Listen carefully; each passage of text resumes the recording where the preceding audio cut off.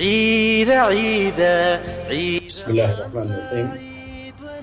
الحمد لله رب العالمين، ثم الصلاة والسلام على أشرف المرسلين سيدنا محمد وعلى آله وصحبه وسلم.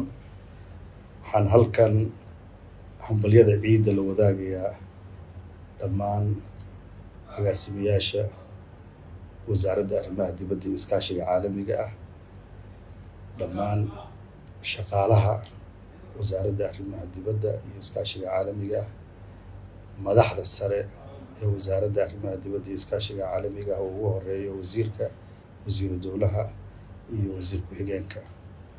sidoo kale dhammaan ehelada, caruurta, shaqaalaha iyo bahda wasaaradda arrimaha dibadda iyo iskaashiga caalamiga ah waxaan ugu hambalyaynaynaa hambalyada ciidulfitriga. ilaahay acmaashii lasoo gutay ha nooga dhigo kuwa khayr iyo barwaaqo lagu gaaro, dalkana uu ku xasilo. ciidan ciiddeeda kalena ilaahay ha nagu gaarsiiyo nabad iyo barwaaqo.